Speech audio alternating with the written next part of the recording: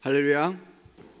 예배 나오신 모든 성도 여러분들을 환영합니다. 추운 날씨 가운데서도 우리 하나님을 향한 사랑과 열정이 불타오르는 우리 광양교회 모든 성도 여러분 되길 원합니다. 이 시간은 넥스트 레벨 크리스찬이라는 말씀을 제목을 가지고 함께 말씀 나누겠습니다. 전 세계적으로 유례가 없는 코로나로 인해서 참 많은 사람들이 백신을 맞게 되었습니다. 그런데 이 백신 때문에 생겼던 화제의 동작이 하나 있었는데요. 바로 이 동작 두 가지가 굉장히 우리나라에서 핫했던 그런 동작입니다. 첫 번째 동작은 바로 금강맞기라고 하는 이 태권도 동작 요거이고요. 두 번째로는 넥스트 레벨이라고 하는 디귿자를 만드는 이런 동작이 우리나라에서 되게 유행을 했었습니다. 이 동작 두 가지가 유행을 했었던 이유가 있었는데요. 이 백신을 맞고 나면 이 어깨가 올라가지 않아서 이 어려운 넥스트 레벨의 디귿자는 되는데 금강맞기는 안 된다는 거였습니다. 실제로 저도 백신을 3차까지 맞으면서 3번 다 실험을 해봤는데요. 정말로 어깨가 안 돌아갈 것 같은데 이 넥스트 레벨의 디귿자는 되는데 어깨를 들어 올리는 이 금강맞기를 하려고 그러면 어깨를 반만 올려도 라는 소리와 함께 어깨가 올라가지 않는 그런 경험을 해보았습니다. 그런데 사실은 이것 때문에 이제 뉴스에서 조사를 했습니다. 왜 금강맞기는 안 되고 넥스트 레벨은 되는가? 라고 했더니 저희가 백신을 맞았던 이 어깨 근육이 3가지 근육으로 나누게 되는데 저희가 맞았던 중간 어깨 세모근이라고 하는 근육이 있습니다. 이 근육을 주사를 맞게 되면 염증이 생겨서 어깨를 45도 이상으로 올리게 되면 어깨가 들어 올라가지 않아서 저희가 금강맞기 자세는 되지가 않고 넥스트 레벨 자세는 된다라고 하는 이야기였죠. 이것이 화제가 돼서 올해 대선에서도 이걸 그래픽으로 SBS에서 보여주기도 했습니다. 저도 사실 이 에스파라고 하는 그룹의 넥스트 레벨이라고 하는 노래를 한 번도 들어본 적이 없습니다. 그런데 그러다가 이 동작 때문에 이 노래를 들어보게 됐죠. 지금까지 저에게 넥스트 레벨은 그냥 게임을 하다 보면 넥스트 레벨, 그러니까 이제 다음 스테이지로 넘어가거나 다음 단계이구나 라는 생각으로 이렇게 넥스트 레벨을 넘겼던 적이 있었습니다. 그런데 이 넥스트 레벨을 알아보니까 또 한 가지 의미가 있더라고요. 그게 무엇이냐면 나는 당신과 다르다, 한 수 위이다, 차원이 다르다 라고 하는 뜻을 가졌던 게 또 이 넥스트 레벨이라고 이야기를 합니다. 그런데 성경은 우리 크리스찬을 향하여서 뭐라고 이야기하냐면 너희는 세상과는 다른 존재인 크리스찬이다 라고 분명하게 이야기를 하고 있죠. 그러니까 크리스찬이라면 너희는 세상과는 완전히 다른, 그러니까 넥스트 레벨에 있는 사람들이다 라고 성경은 이야기를 하고 있다는 것입니다. 그렇다면 과연 우리는 어떠한 것 때문에 세상과는 다른지, 또 그리고 이 넥스트 레벨로 살아가는 우리는 무엇으로서 이 한 수 위인 다른 차원으로 살아가는지를 오늘 말씀을 통해서 우리가 한번 알아보고자 합니다. 오늘 성경은 우리가 너무나 잘 아는 여호수아의 이야기일 것입니다. 여호수아에서 출애굽 1세대가 이제 이스라엘 백성들이 홍해를 건넜듯이 이 출애굽 2세대가 이 요단강을 도하하는 사건이 발생하죠. 이 요단강 도하는 홍해 도하만큼 굉장히 놀라운 기적이며 전적으로 하나님이 하신 일이었습니다. 그래서 이 요단강 도하를 목격하고 들었던 사람들은 뭐라고 이야기하냐면 바로 이 여호수아 5장 1절에서 이야기를 하고 있습니다. 5장 1절 말씀 함께 읽어보도록 하겠습니다. 요단 서쪽에 아모리 사람의 모든 왕들과 해변의 가나안 사람의 모든 왕들이 여호와께서 요단물을 이스라엘 자손들 앞에서 말리시고 우리를 건너게 하셨음을 듣고 마음이 녹았고 이스라엘 자손들 때문에 정신을 잃었더라. 이때 성경은 이렇게 이야기하고 있습니다. 요단 서쪽 편에 아모리 사람들이 있는데 이 사람들은 산지 사람들이라고 이야기합니다. 이 사람들은 산지에 살고 성경에서는 전쟁에 능한 사람들이라고 이야기를 하죠. 반대로 해변가에 가나안 사람들이 있다라고 이야기합니다. 이들은 산지 사람들보다 전쟁에는 능하지 않지만 이들은 주로 무역을 하면서 먹고 사는 사람들이라고 성경은 이야기하죠. 그러니까 성경은 지금 무역을 하는 사람들과 전쟁에 능한 사람들이 이 소식을 들었다라고 이야기합니다. 세상에서 가장 중요한 가치는 무엇이냐라고 이야기할 때 사람들은 힘이라고 이야기하고 물질이라고 이야기를 하죠. 그런데 오늘 성경은 뭐라고 이야기합니까? 세상이 가장 중요한 가치인 힘과 물질로 표현되는 모든 세상이 하나님의 일로 말미암아 두려워했다라고 분명하게 이야기를 하고 있다는 것이죠. 여러분, 이것은 참 대단한 일이지 않습니까? 왜냐하면 이 여호수아의 시작부터 이 시작의 내용은 사실 너무나 비참한 내용으로 시작을 합니다. 뭐라고 이야기를 하냐면 그 위대한, 그리고 이스라엘 백성들 모두가 의지했던 모세가 죽었다고 이야기를 합니다. 근데 이 모세가 죽음으로 말미암아 이제 누가 리더십을 가질 것이냐, 여호수아는 과연 이 리더십을 유지할 것이냐가 이 여호수아의 관건일 것입니다. 그렇게 입지가 흔들릴 것 같은 이 여호수아에게 하나님이 찾아오셔서 그 하나님을 여호수아가 믿고 의지할 때 모든 이스라엘 백성들이 그에게 순종하는 사건이 여호수아 처음에 등장을 하죠. 두 번째, 어떤 위대한 사건이 있었습니까? 그들이 요단강에 갔더니 그 요단강이 넘실거려서 언덕 위까지 넘치는 시기라고 이야기를 합니다. 그들이 그 요단강을 그냥 건너가면 휩쓸려 죽을 수 있는 상황이 바로 이때의 요단강의 상황이라는 것이죠. 그런데 하나님은 그들에게 뭐라고 이야기하셨습니까? 그 휩쓸릴 것 같은 강으로 제사장들이 언약궤를 메고 걸어가라라고 이야기를 합니다. 여러분, 말도 안 되는 사건인 것 같고 절대로 불가능한 일을 제사장들이 하나님을 믿고 의지하고 순종하였을 때 그들이 요단강을 건넜다라는 것이죠. 여러분, 모든 일이 순적합니다. 대적들은 그들을 두려워하고 있습니다. 여러분, 이때 모든 일이 이렇게 다 잘 될 때 하나님은 이스라엘 백성들에게 뭐라고 이야기하십니까? 그것이 바로 2절 말씀입니다. 우리 2절 말씀 함께 읽어보도록 하겠습니다. 그때 여호와께서 여호수아에게 이르시되 너는 부싯돌로 칼을 만들어 이스라엘 자손들에게 다시 할례를 행하라 하시매. 여러분, 지금 보면 가나안 백성들이 겁을 먹어서 전의를 상실했습니다. 그들의 마음은 이미 녹아버렸다라고 이야기하고 그들이 겁이 나서 무기를 들 힘조차 없습니다.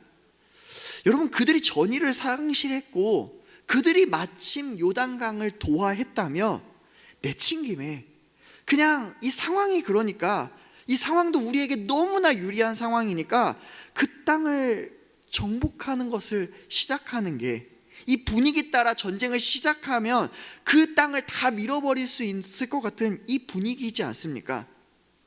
우리가 선줄로 하는 그때에, 우리가 잘 된다라고 생각하는 그때에, 당신들 참 대단하다라고 인정하는 그때에 하나님은 그들을 멈추어 세워서 뭐라고 이야기하십니까? 너희는 할례를 행하고 나와 함께 언약을 맺으라 라고 이야기합니다. 여러분, 여기에서 할례를 해보신 분들이 있을 것입니다.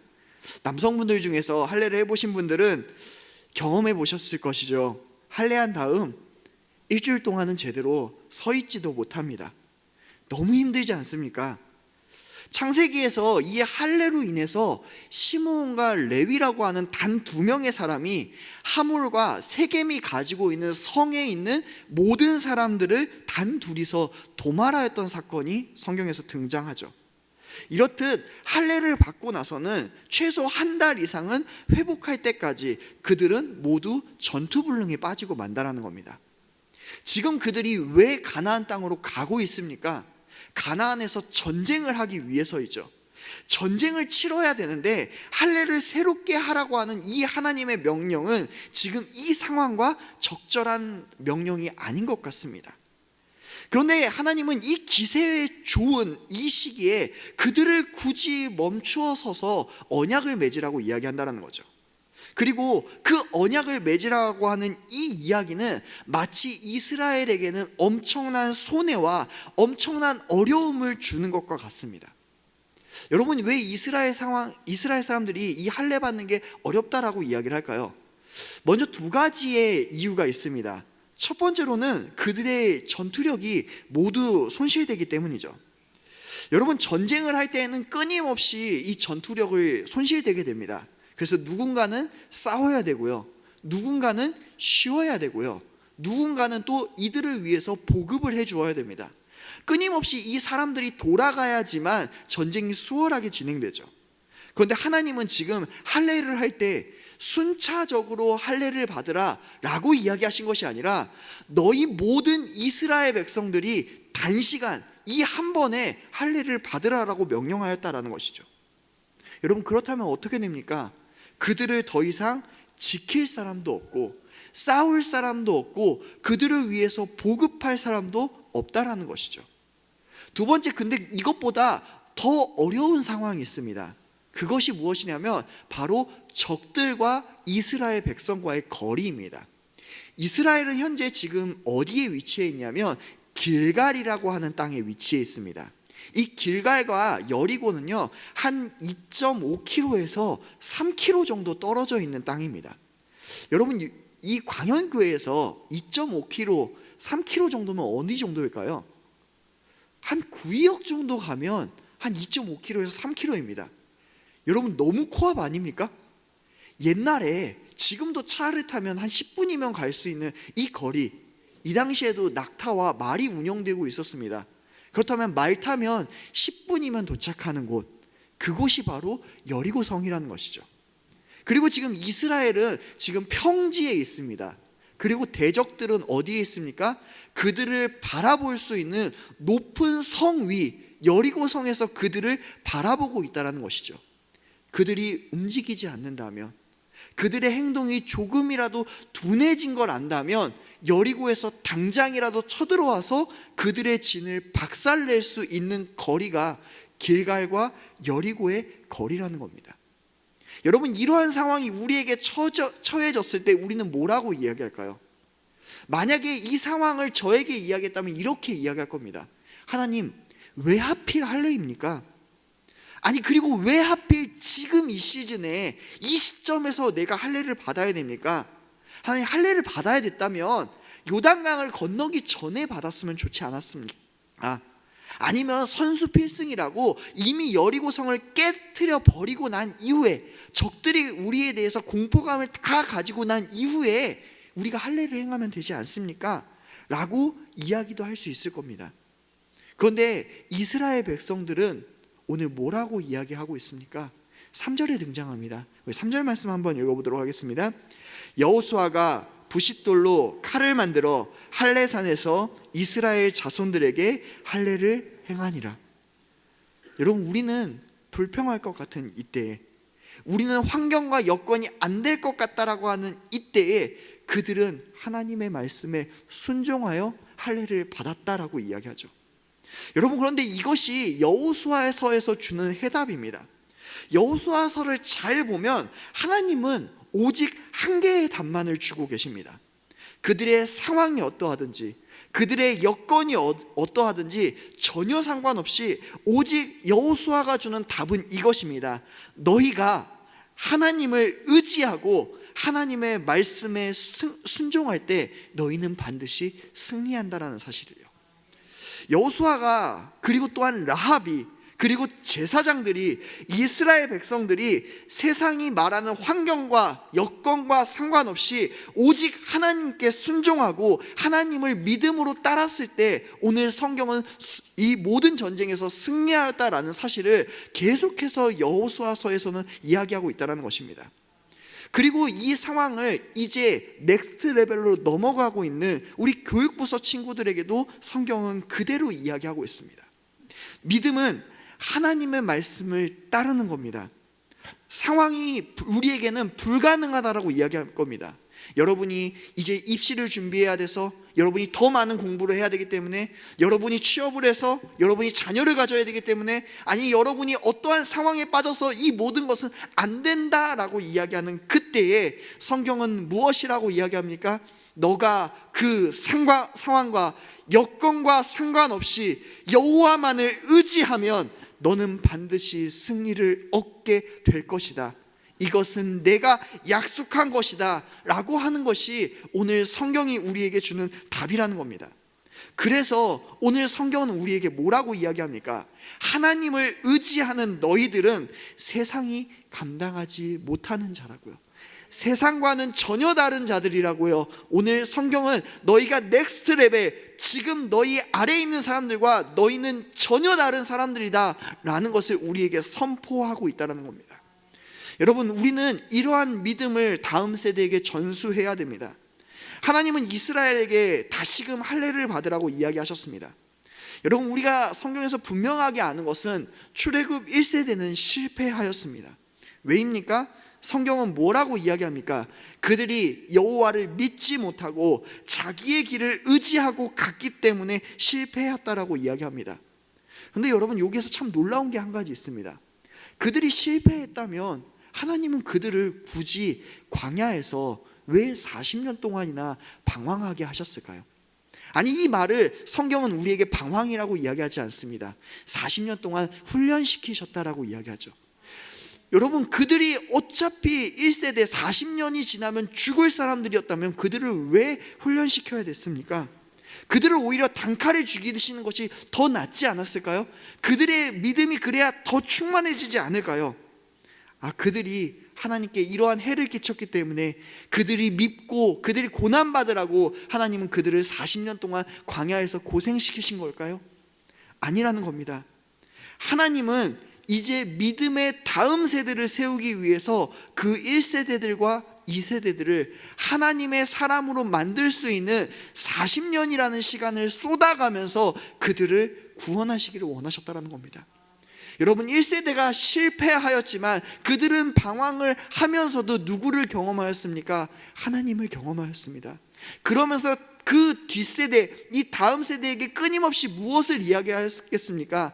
우리가 하나님을 의지하지 못해서 하나님의 약속의 땅에 들어가지 못하지만 하나님이 너희에게 반드시 약속한 땅을 주실 것이야. 그러니까 너희는 우리처럼 실패하지 말고 어떻게 하렴?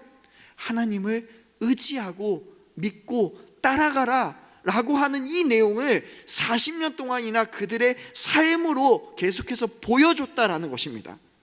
여러분, 그리고 나서 약속의 40년이 되었을 때 이제 모든 1세대가 그 믿음 안에서 훈련받고 모든 사람이 죽고 났을 때 2세대들은 지금 무엇을 이야기합니까? 나는 오직 하나님만 의지하고 따라가겠습니다 라고 하는 이 믿음의 고백이 터져 나왔다는 겁니다. 여러분, 첫 세대가 죽었음에도 불구하고 어떻게 믿음이 유지될 수 있었습니까? 그들은 끊임없이 자기의 다음 세대에게 하나님에 대해서 알려주고 하나님을 함께 경험하고 그들을 키워가면서 이 믿음의 2세대를 양육했다는 것입니다. 여러분, 그래서 이 할례의식이 중요합니다. 왜 그렇습니까? 할례의식은 그냥 하나님이 행하라라고 하는 그 의식으로만 끝나는 것이 아니기 때문입니다. 지금 이 할례의식과 무엇이 연결되어져 있습니까? 그들의 생명이 연결되어져 있습니다. 그렇기 때문에 여호수아에서 말하는 이 할례는 나의 모든 소유권을 포기하는 걸 이야기합니다. 지금 나는 이 자리에서 나의 모든 소유권을 포기합니다. 내가 가는 이 길은 앞으로 내가 집행하는 것이 아니라 누가 인도해 내가 가실 것입니까? 하나님이 온전히 인도해 가실 겁니다. 우리의 상황과 여건이 힘들 걸 우리가 분명히 알지만 나의 소유권을 하나님께 맡기겠습니다. 내 생명까지도 하나님께 드리겠습니다 라고 하는 이 믿음의 고백을 오늘 그 모든 백성들이 하나님 앞에서 했다라는 것입니다. 여러분, 그러니까 이 할례를 받았다라고 하는 것은 나는 더 이상 내 것이 아니라 하나님의 것이고 나는 하나님의 소유이자 하나님의 백성입니다. 하나님이 취한다고 하시면 드릴 것이고 내 생명조차 아깝게 여기지 않겠다라고 하는 세상에서 가장 강력한 선언이 바로 이 할례라고 하는 선언이라는 것이죠. 여러분, 이 선언은 지금 이스라엘에게서만 끝나지 않습니다. 오늘 이 말씀을 듣고 있는 우리에게도 동일하게 적용됩니다. 우리 앞에 허락될 이 현실은, 그리고 우리가 저와 여러분이 경험할 이 현실은 녹록지 않습니다. 그러나 하나님은 그 녹록지 않은 현실 가운데에서 우리가 세상 가운데에서 분명히 선언하기를 원하십니다. 이제 그리스도로 말미암은, 그래서 그리스도의 백성이 된 우리는 육체의 할례는 더 이상 하지 않지만 성령을 따라 마음에 받는 할례로서 나의 소유권은 하나님께 있습니다. 나는 하나님의 것입니다. 내 생명까지도 하나님이 취하신다면 내가 드리겠습니다 라고 이야기하는 것이 우리의 믿음이라는 것이죠.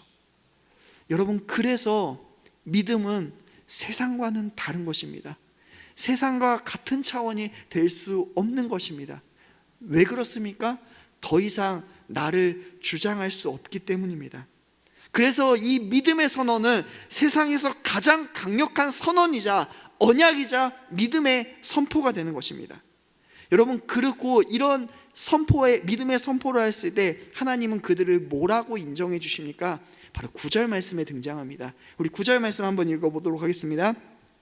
여호와께서 여호수아에게 이르시되 내가 오늘 애굽의 수치를 너희에게서 떠나가게 하였다 하셨으므로 그곳 이름을 오늘까지 길갈이라 하느니라.